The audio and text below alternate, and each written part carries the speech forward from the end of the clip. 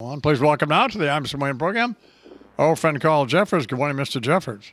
Good morning, Don, and a Happy New Year. First opportunity to wish you and everybody there a Happy New Year. I hope it's a great year for everyone. Happy New Year to you as well. As an African-American, Carl, what does today mean to you?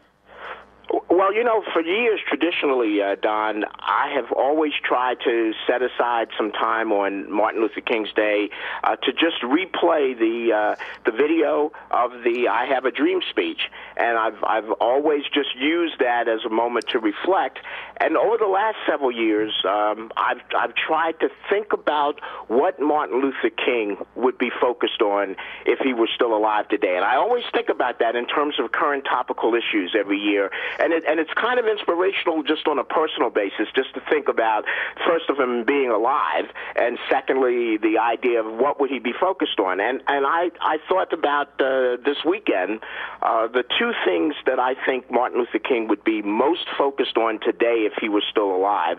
And it's a great opportunity to share these with you and our listeners on his birthday, the day we honor him. The first thing I think he would be focused on, because it is a political year, is the fact that I think he would be seeing what I'm seeing, that the issue of race is going to be a much greater factor in the 2012 campaign for president than it was in 2008. And I think it's because, you know, the president's not as insulated by either the media, frankly, for that matter, as he was in 2008, because the media really insulated him. And that's fine with me, but that's a reality. It's a political fact, and it does subject the media to a lot of criticism because it's you know, they are vulnerable there. But that was one issue. And the other is the political environment in which Barack Obama was running in 2008 is not the same in 2012. He's much more criticized and maligned now. He has disappointed a lot of people who would have rushed to his defense before who don't now. And he's just had 3 or 4 years of governing, which dampens the angelic halos on anybody. And as a result, there's more opportunity for that small element of the population whose anger can elevate into racism and racist comments. And notice I did say smaller element. But when you have an overall environment, when a lot of people are criticizing him, a lot of people are unhappy, it creates a more comfortable environment for that subset group to elevate into racism. And I think we're going to see that in this campaign this year, and I think Dr. King would be concerned about that. But the most important thing that I think Dr. King would be focusing on now if he were alive, and he would be doing this every day, regardless of whether there's a presidential campaign or not. Remember, in 1967 and 68, in the last years of his life, Martin Luther King was completely at odds with a Democratic administration in the White House because of the Vietnam policy, which he thought was diverting necessary funding and commitment to dealing with poverty in the United States. And so I think that today Martin Luther King would be prodding Barack Obama on the inequality of wealth in America that exists today. And I think that he would at times take a very strident position that President Obama needs to do more. I mean, you know, Don, in the U.S. now, what do we have? Middle-class wages have been demonstrated to have increased about 30% in the last 30 years. Meanwhile, the top 1% of earners in the U.S., their earnings, income, has increased over 300% in the last 30 years. We've learned that, one half of the entire world's population of the top 1% of earners in the entire world, one half of them are in the U.S. And yet, with that information, we also know that there are 13 million American children who go hungry every night, that we have 25% of the homes in America underwater. One half of all American families are now considered poor, not poverty level, but poor. And Don, a recent survey shows most Americans now feel they will have to work until they're 80 years old to retire. I mean, you know, today, many conservatives and far-right followers and Sean Hannity, others, they will label this as class warfare. And they will essentially accuse President Obama and liberals of kind of fanning the flames of class warfare. But you know what, Don? It's not class warfare if everybody in the class is broke. And so I think that that's what Martin Luther King would be saying today. He would support the Occupy movements. He would be passionately expressing his concern about this situation.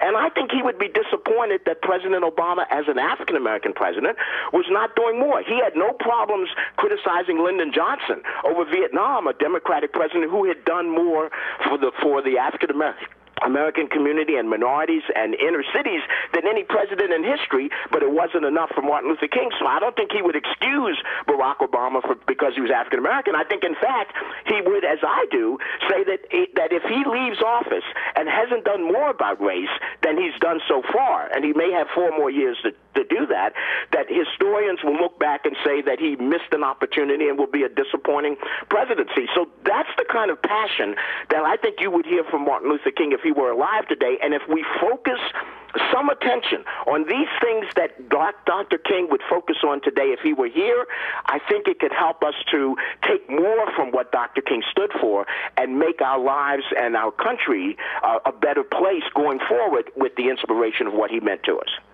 Coming up on 5 minutes or 15 minutes till the hour here in the Imus Morning program.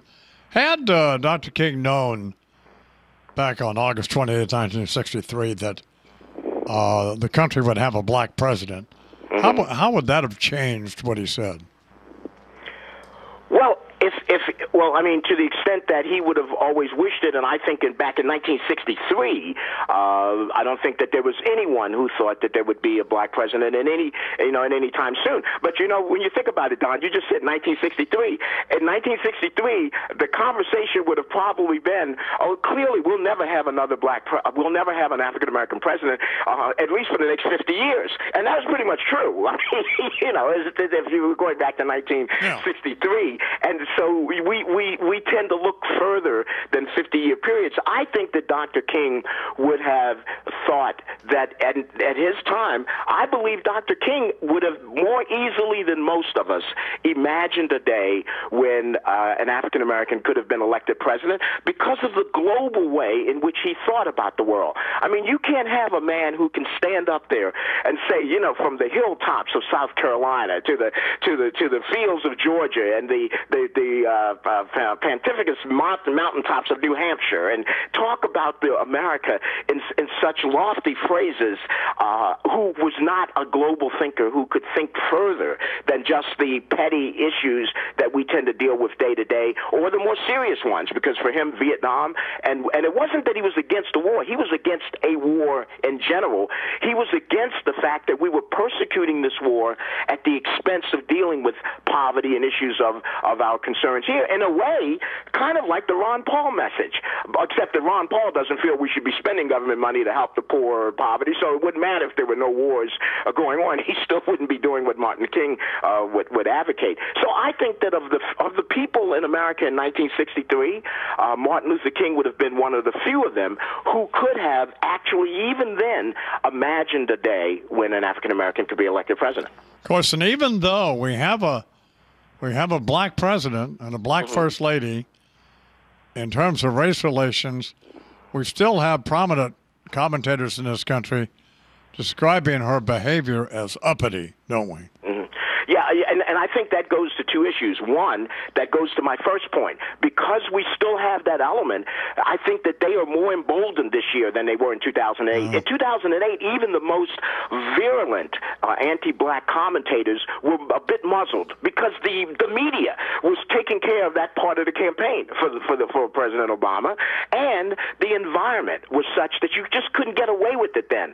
But 4 years later, people could get away with a lot more because President Obama is not as insulated. And so that element that you just referred to, Don, will have an opportunity this year, and I think they're going to take every single chance of that, using that opportunity to inject race in a way. I mean, listen, don't think for a second, by the way, that Mitt Romney has had the last of dealing with the issue of his religion and being a Mormon. I mean, there are issues in America that simply don't go away because of the nature of American society. I'm in Canada right now, and one of the things that struck me during this trip, Don, is how so many people around the rest of the world come to Canada because they feel they're more comfortable in Canada than they are coming to the U.S.